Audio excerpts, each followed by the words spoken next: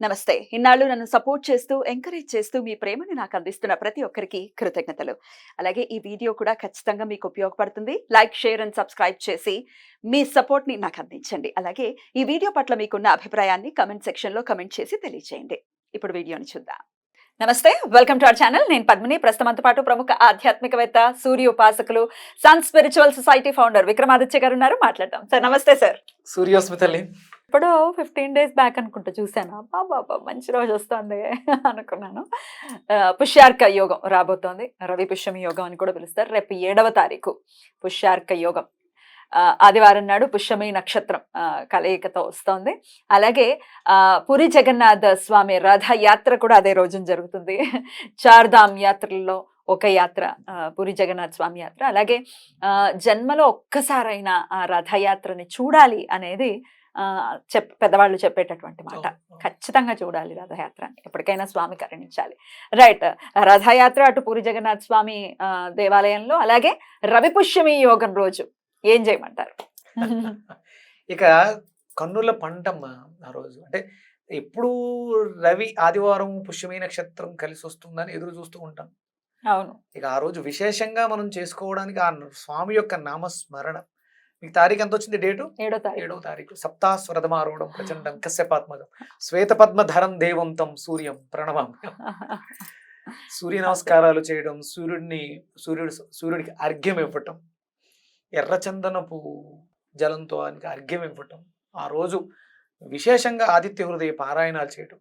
వీలైతే మనం ముందుగానే చేస్తున్నారా? ఇది ముందుగానే పడుతుందా? మీరు ఎప్పుడు చెప్పండి. మీరు ముందుగా వేస్తే అర్క సమిధలు సంపాదించి స్వామివారికి అంటే చాలా ఇష్టం. పుష్య అర్కయోగం కదా, ఆ రోజు విశేషంగా ఇళ్లలో ఆ హోమం, సూర్య హోమం చేయించుకోవచ్చా? చాలా మంచిదమ్మా. ఏమని చెప్పాలి పురోహితులకి? అరుణ హోమం, అరుణ పారాయణం చేస్తూ ఒక్కొక్క అనువాకానికి ఒక్కొక్క సమిధని ప్రసాదాన్ని నివేదన చేస్తూ అరుణ హోమం చేస్తారు. అర్కం అంటే తెల్లజిల్లేడు. అవి దొరుకుతాయా పూజ స్టోర్స్ లో? మీరు అంటే కొంచెం ముందుగా వెళ్ళి చెప్పాల్సి ఉంటుంది. దొరుకుతున్నాయి, మంచి దొరుకుతున్నాయి. మీకు దగ్గరలో ఉంటే మీరు ఆ చెట్టు దగ్గరకు వెళ్ళి సంగ్రహించవచ్చు కూడా, సమిధలను సంగ్రహించుకోవచ్చు. దాన్ని అలాగా చేయొచ్చా, పెకిలించొచ్చా అమ్మ? అంటే మనం ఒక సాధన కోసం ఆ వృక్షానికి ఉన్నటువంటి శక్తి, అంటే పూర్తిగా ఏదో నిర్వీర్యం చేయకు, ఒక చెట్టుని తీస్తాం, అవసరానికి వాడుకోవాల్సి వచ్చింది ఒక మంచి కార్యానికి. కానీ అది వేరే తీసుకోమంటారా, లేకపోతే ఎక్కడ? సమిధలమ్మా, ఎండిన సమిధలు తీసుకోవాలి. నేను అంటే పుష్యార్కం రోజు మనం తంత్రంలో ఆ వేరుని సంగ్రహించి ఇంట్లో పెట్టుకుంటే మంచిది. ఎంత అక్కడ ప్రమాణం కూడా చెప్పబడింది. 15 సంవత్సరాలు అంత వయసు గల చెట్టు. ఇప్పుడు కొన్ని చోట్ల బలిదానాలు ఇస్తూ ఉంటారు, బలుల్ని జంతు బలి ఇస్తూ ఉంటారు. ఏమిటి ఆ బలి అంటే, ఇక దాని జీవితం అయిపోయింది, చరమాంకంలో ఉంది, అప్పుడు స్వామికి నివేదన చెయ్యాలి అని శాస్త్రం చెప్తుంది. కానీ ఇప్పుడు ఏం చేస్తున్నారు? మనకి ఇప్పుడు ఒడిశాలో కామాఖ్య ఉంది కదా, కామాఖ్యలో పంచబలి చేస్తారు. ఏమిటి అక్కడ పంచబలి అంటే, దున్నపోతు, పావురం, మేక, అంటే పంచమకారాలు అని చెప్తారు.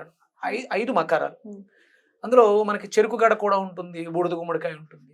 అక్కడ మరి అంటే బలిని అమ్మవారు చూస్తూ ఒక జీవిని బలి కోరుకుంటుంది. అంటే ఒక జీవి తన జీవితం చరమాంకంలో, అంటే ఓల్డ్ అయిపోయినటువంటి దున్నపోతుని తీసుకెళ్లి బలి ఇవ్వాలి ఒరిజినల్. అది ఇంకెందుకు పనికిరాదు అన్నప్పుడు దాని జీవితాన్ని భగవంతుడికి త్యాగం చేయడం ద్వారా దానికి ఉత్తర జన్మ వస్తుందని శాస్త్రం చెప్తుంది. కానీ ఇప్పుడు ఏం చేస్తున్నారు? మంచి వయసులో లేగదూడలను కూడా చేసేస్తున్నారు. అంటే ఏ దేవీ దేవత కూడా ఈ విధంగా సంస్కారాలను కోరుకోరు. ఇక్కడ కూడా మనం 15 సంవత్సరాలు వయసు చెందినటువంటి శ్వేత అర్కం ఎలా తెలుస్తుంది? పెద్దదో, చాలా పెద్దగా అయిపోయి ఉంటుంది మీకు. అంటే ఇవన్నీ ఓకే, ఇవాళ ఆ వేరును సంగ్రహించాం, ఇంటికి తీసుకెళ్ళాం, అంత నిష్ఠ, నియమము, ధర్మము నీ దగ్గర ఉన్నప్పుడు ఆ వేరు నీకు మరింత యోగ్యతని ఇస్తుంది. ఏదో వెళ్ళి తీసుకెళ్ళి ఇంట్లో పెట్టేసుకుంటే మంచిది. రీసెంట్గా మీరు కరుంగళీమాల వేసుకుంటే కోటీశ్వరులు అయిపోతారు. ఆయన ఎవరు? ధనుష్ వేసుకున్నాడు, కరుంగళీమాల అయిపోతారమ్మా. 500 ఆ మాల వేసుకున్న వెంటనే 500 కోట్లతో ఇల్లేదో కొన్నాడో కట్టాడో చెప్పారు. అంటే అంత ముందు డబ్బులు ఉన్నాయి కదా ఆయనకి. లేవా? ఉన్నాక దానికి ఒక నియమం ఉంది, అది ఉంది. అది వేసుకుంటే- కరుంగలి మాల అంటే కరుంగలి చెట్టు దీన్ని ఏమంటారు తెలుగులో? ఆ, అదే శనికి సంబంధించిన వృక్షం కదా, జమ్మి జమ్మి చెట్టు. జమ్మి చెట్టు. ఉమ్. జమ్మి చెట్టు మీకు గుర్తుందా? ఇంతకు ముందు నేను ఒక తిథి రోజు, ఒక నక్షత్రం రోజు ఉత్తరానికి పారినటువంటి వేరుని సంగ్రహించడానికి యోగ్యమైనటువంటి చెట్టుని తీయమని ఎక్కడా చెప్పలేదు. మీకు ఎవరికో ఐడియా వచ్చింది, టింబర్ డిపోల్లో కట్ చేసినటువంటి మోడులు పెట్టేసి ఉంటాయి, నల్లగా ఉంది కాబట్టి తులసి మాల తయారు చేసినట్టు దాని మాలలు తయారు చేశారు. ఎప్పుడు పడితే అప్పుడు చెట్టును కొట్టేసి తీసేసి మాలగా చేసుకుంటే, ఇప్పుడు పవర్ ఉండదు. శ్వేతార్కం కూడా నా దగ్గర ఉన్నాయి, సమిధలు ఉన్నాయి, వాటిని పూసలు చేసి మెళ్ళ వేసుకుంటే అయిపోతుందా? కోటేశ్వర్లు అయిపోతామా రాత్రి రాత్రి? ఓకే. ఒక ఒక వృక్షాన్ని, అందులోనూ అది శనికి సంబంధించినటువంటి ఒక వృక్షం, పనిష్మెంట్ మామూలుగా ఉండదు. లెక్కల మాస్టర్ లెక్కలన్నీ లెక్కేసి చెప్పేస్తారు. జోలికి వెళ్ళొద్దు. ప్రతి దానికి ఒక విధి విధానం ఉంది. నా దగ్గర ఇప్పటికీ నేను 4 సంవత్సరాల క్రితం సంగ్రహించినటువంటి కరుంగళి అంటే ఏదైతే జమ్మి చెట్టు వేరు, ఉత్తరం ముఖంగా వెళ్ళినటువంటి వేరుని ఒక ప్రత్యేక దినంలో శుచి శుభ్రతంతో భక్తి శ్రద్ధలతో నామస్మరణ చేస్తూ తీయాలి. ముందు రోజు వెళ్ళి దానికి సంస్కారం చేయాలి. అమ్మా రేపు వస్తాను అని పర్మిషన్ తీసుకోవాలి, పర్మిషన్ తీసుకొని చేయాలి. ఇంత ఉంది. ఇక్కడ శ్వేతార్కం కూడా అంతే. మనం ఆ చెట్టుని మనం నీరు పోసామా, మనం ఏం చేసాం అంటే, మనం అంత శ్రద్ధగా తెచ్చిన తర్వాత అంత శ్రద్ధగా ఇంట్లో దానికి మనం పూజా పునస్కారాలు నిర్వర్తించగలిగాం. ఒకవేళ వేరు తెచ్చుకుంటే గనక ఆ రోజు తెచ్చుకోవచ్చు. నేను ఒక ఫోటో చూపిస్తాను. ఒక ఆయన, పెద్ద ఆయన, ఒక చాలా పెద్దది, ఇంత ఇంకా పెద్దది. నేను చూడండి, ఏమిటి చెట్టు వేరు, అర్క అర్క సమిధులు చాలా పెద్దది. అంత పెద్దగా అవుతుంది అది? అంటే దాని వయసు అంత ఉంది, పలవలు ఎక్కువ ఉంటాయి, చాలా లావుగా ఉంది, స్ట్రాంగ్ గా ఉంది. ఏం చెయ్యాలో తెలియదు. ఎవరో తీయమంటే తీశారు, పక్కన పెట్టారు.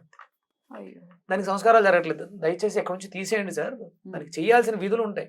ఎవరు పడితే వాళ్ళు తీసేసి పెట్టేసుకుంటే లాభం కన్నా నష్టం ఎక్కువ ఉంటుంది దాని ప్రభావం. అందుకని ఏంటంటే ఇలాంటి వాటికి వెళ్ళకండి. పూజా స్టోర్స్ లో చక్కగా దొరుకుతాయి మనకి సమిధులు అంటే ఎండిపోయిన కట్టెలు. మీరు చెట్లను వెతుక్కోండి. ఇప్పుడు కాకపోతే రేపొద్దట మళ్ళీ ఇంకొకసారి ఆదివారం పుష్యమి నక్షత్రం వస్తుంది. అలా కాకపోయినా ఆదివారం రవికి చెయ్యాలి అనుకున్నప్పుడు, మీరు రవి హోమం ఎప్పుడు చెయ్యాలనుకున్నా మీకు సమిధలు తెల్ల జిల్లేడు సమిధలే ఎప్పుడు చేసుకున్నా పర్లేదు. అది ప్రతి ఆదివారం కూడా చేసుకోవచ్చు.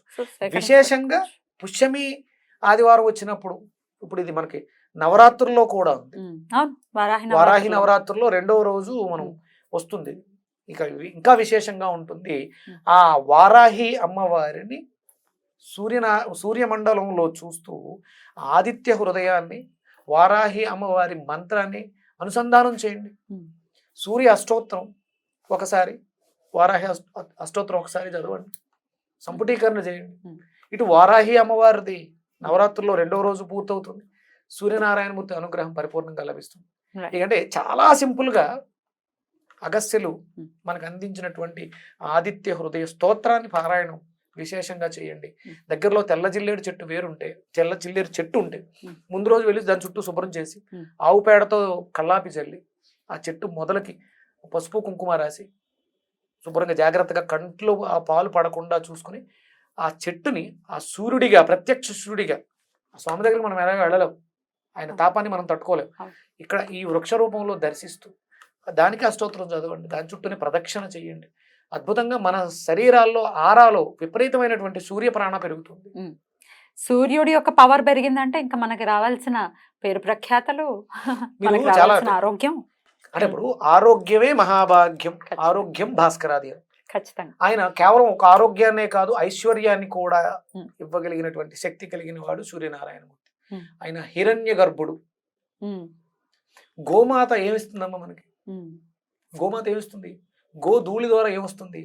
ప్రకృతి అంతా పరవశిస్తుంది. ఆయన గోపతి, అంటే సూర్యుని ఆరాధించడం ద్వారా గోవు ఏదైతే ఇస్తుందో అవన్నీ పొందొచ్చు. మళ్ళీ గో సంతతిని పెంచుకోవచ్చు. సో డే మొత్తం ఉంది రవి పుష్యమి యోగం. రవి పుష్యమి యోగం అంటేనంటే మీరు ఎలాగో ఆధ్యాత్మికంగా ఏం చేసుకోవచ్చు, పూజా పునస్కారాలకు సంబంధించి ఏం చేసుకోవచ్చో చెప్పారు. ఇది కాకుండా ఇంకా ఏమైనా విలువైన వస్తువుల్ని సేకరించడానికి కూడా ఇది ఈ రోజు చాలా అమోఘమైనటువంటి రోజు అని కూడా చెప్తుంది. వాటి గురించి కూడా ఒకసారి. ఉత్తరేణి సమిధల్ని సంపాదించుకోవచ్చు. ఉత్తరేణి చాలా బాగుంటుంది. ఉత్తరేణి అంటే మనకి వినాయక చవితి రోజు స్వామివారికి పత్రాల్లో వస్తుంది ఉత్తరేణి, ఒక పత్రం. ఉత్తరేణి దాన్ని అపామార్గ అంటారు.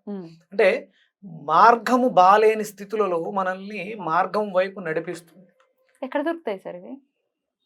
మీరు నేను ఫోటో పెడతాను, ఆ ఫోటో కూడా పెట్టండి. మీకు ఒక కంకులు పైకి వచ్చి బియ్యంలా ఉంటాయి. ఓకే. మనం నడిచి వెళ్తూ ఉంటే బట్టలు పట్టుకుంటాయి అవి. అవును, అదేనా? ఆకులు వెడల్పుగా మందంగా గరుగ్గా ఉంటాయి. ఇది రవిశక్తిని అత్యధికంగా కలిగి ఉన్నటువంటి సమిధ. అంటే ఇది తెచ్చుకుని ఏం చేసుకోవాలి, శుభ్రంగా ఆ మొత్తం కడిగి బొట్టు పెట్టి స్వామివారు మన దగ్గర ఉన్నారని చెప్పేసి అని ఇంట్లో ఉంచుకోండి.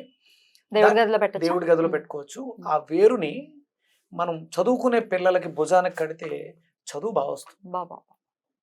ఉత్తరేణి వేరు విద్యకి బాగా అద్భుతంగా, అంటే అధిదేవత సూర్యనారాయణమూర్తి, ప్రత్యతి దేవత బుధుడు, విద్యాకారకుడు విష్ణుమూర్తి. మీకు ఉత్తరేణి గింజలు ఒకరోజు పాలల్లో వండుకుని తింటే ఒక 3-4 రోజులు మీకు ఆకలి ఉండదు, అంత శక్తి. ఇక ఆ వేరు మన ఇంట్లో ఉంటే, లేదు దాన్ని ఇంకొక రకంగా కూడా వాడుకోవచ్చు. శుభ్రంగా 4-5 మొక్కలు తీసుకొచ్చి దంచి శుభ్రంగా పొడి చేసుకుని దంతధావనం చేస్తే యశోవృద్ధి. అంటే కేవలం పళ్ళు తొంగుకోండి, క్యావిటీలు, పుచ్చిపళ్ళు ఇవి చెప్తుంటాం. మీ పేస్ట్లో ఉప్పు పప్పు ఇవన్నీ మాట్లాడుతుంటాం. కానీ దంతధావనానికి ఒక శాస్త్రం అది. కేవలం పళ్ళు శుభ్రం చేసుకోవడం కాదు, మీ జీవన గమనం, ద్వితీయ స్థానం కదా, వాక్కు, ధనస్థానం, కుటుంబ స్థానం, రిలేషన్స్ బాగుంటాయి. అంటే దంతధావనం చేయటం అనేది అపామార్గాతో చేస్తే మార్గాలు సుగమం చేసి మీ జీవితాన్ని, మీ గమ్యాన్ని మీకు శుభ్రంగా సుగమం చేస్తుంది అపామార్గ. ఇది కూడా అలా ఈ సమిధాన్ని కూడా తెచ్చుకోవచ్చు. అసలు మామూలుగా పూజా స్టోర్స్ లో దొరుకుతాయి అడిగితే? ఆయుర్వేదిక్ లో మీకు అపామార్గ చూర్ణం అని దొరుకుతుంది. ఆ రోజు తీసుకొచ్చి వెండి గిన్నెలో వేసుకుని ఆ రోజు పూజ చేసి ఆ రోజు నుంచి వాడుకోండి. అమ్మ, మా వాక్కు ఫలించేలా, మా వాక్కు శుద్ధి అయ్యేలా, నోరు శుద్ధి అవ్వాలి. విపరీతంగా అడ్డమైనవి తింటూ ఉంటాం కాబట్టి, డస్ట్బిన్ చేసాం కాబట్టి, అంటే ప్రతిరోజు కర్మలు చేస్తాం మనకు. అందుకనే సంధ్యావందనంలో ఉంటుంది, యద్రాత్ర్యాత్ కృతే పాపం తద్రాత్ర్యాత్ ప్రతిముచ్యతే అని శ్లోకం. ఏ రాత్రి చేసిన పాపం ఆ పొద్దున్న ప్రక్షాళన మనకి హిందూ సాంప్రదాయంలో ఉంది. వారం అంతా పాపాలు చేసి వారం చివరిలో ఏడవటం కాదు. వారం అంతా పాపాలు చేసి వారం చివరిలో ఏడుస్తుంటారు వాళ్ళు. మన హిందూ ధర్మంలో అది కాదు.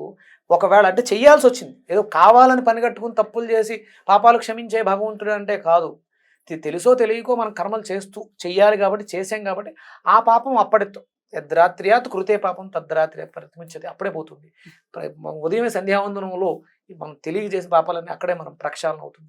అందుకని దంతధావనం చేయడం ద్వారా కూడా, అంటే ఇదే ఎందుకు పెట్టారు అంటే దంతధావనం చేయడం ద్వారా మనం తెలుసో తెలియకో దూషిస్తూ ఉంటాం, మాటలు కూడా అక్కడ ఆ శుద్ధిని ఈ అపమార్గ శుద్ధి చేస్తుంది. ఆ రోజు దీన్ని సంగ్రహించటం, లేదా వైద్యానికి అవసరం తిప్పతీగలు, వైద్యానికి జ్వరాలకు వాటికి అవసరం మనకు దగ్గరలో ఉన్నాయి. ఆ సమిధల్ని సంగ్రహించుకోవటం, ఆ రోజు పుష్యార్క యోగం రోజు ఆ సమిధల్ని తెచ్చుకుని ఇంట్లో పెట్టుకోవటం. అలాగే వీలైతే దర్భలు, వాటిని మనం ఏమంటాం, పవిత్రలు అంటాం. అపవిత్రంగా ఉన్న ప్రతిదాన్ని శుచి చేసే శక్తి దర్భలకు ఉంది. ఆ దర్భల్ని సంగ్రహించడం. ఒకవేళ మీరు ఆ సమయానికి మీరు చూడగలిగితే కొన్ని ముడు గాలికి ముళ్ళు పడి ఉంటాయమ్మా, దర్భముడి అంటారు. అవి తెచ్చుకుంటే ఐశ్వర్యపదం. అవునా? దర్భలు అసలు మామూలుగా ఈ ఏటుగట్ల మీద అక్కడ వస్తూ ఉంటాయి, చాలా పవిత్రంగా ఉన్న ప్రదేశాల్లో దొరుకుతూ ఉంటాయి. వాటిని సంగ్రహించి తీసుకొచ్చి శుభ్రంగా కడిగి పసుపు కుంకుమ పసుపు రాసి బొట్టు పెట్టి మన ఎంట్రన్స్ గుమ్మాలకి పైన, ఎంట్రన్స్ గుమ్మం పైన పెట్టుకుంటే శుభప్రదం. ఇక అంటే వచ్చి వెళ్లే సమయాల్లో మనల్ని శుచి శుభ్రులుగా చేస్తుంది, లక్ష్మిని ఆహ్వానిస్తుంది.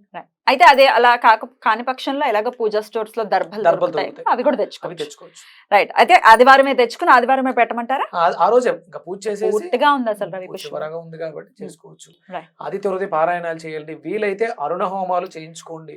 తప్పకుండా ఆదిత్య హృదయం పారాయణం కూడా కలిసి చేయొచ్చు. నేను లైవ్ కూడా ఇస్తాను. ఆ రోజు ఎర్లీ మార్నింగ్ మొదలవుతుంది కాబట్టి అరౌండ్ 6 o'clock నుంచి స్టార్ట్ చేస్తాం. సార్ తో పాటు చక్కగా చదువుతూ లేకపోతే వింటూ కూడా చక్కగా కార్యక్రమాలు మీరు చేసుకోండి, ధ్యానం చేయండి, ప్రాణాయామం విపరీతంగా ప్రాణాయామం చేయండి. ఎందుకంటే ఆ శక్తిని స్వీకరించి లోపలికి వెళ్ళాలి, అది ప్రాణాయామంతో కుదురుతుంది. మనం శక్తి క్షేత్రాలకు వెళ్ళినప్పుడు వెళ్ళొచ్చేస్తుంటాం, అందుకని అక్కడ క్రాళ్ళు మనం అంటే కూర్చోవటం అయింది ఎందుకు పెట్టామంటే ఆ శక్తిని స్వీకరించడానికి. అందుకని ఆ రోజు విశేషంగా శక్తి ఉంది, ప్రకృతి అంతా కూడా ధ్యానం చేయడం ద్వారా, ప్రాణాయామం చేయడం ద్వారా, Right. సూర్య నమస్కారాలు పిల్లలతో చేయించడం ద్వారా, Right. వాళ్ళని సంస్కరించడం ద్వారా అద్భుతమైనటువంటి ప్రయోజనాలు చూస్తాం. బోల్డ్ అని విషయాలు చెప్పారు. డెఫినెట్ గా మన వాళ్ళందరూ కూడా వినియోగించుకోవాలని మనస్ఫూర్తిగా తెలియజేస్తూ thank you so much sir. నమస్తే. సూర్యాస్పతి.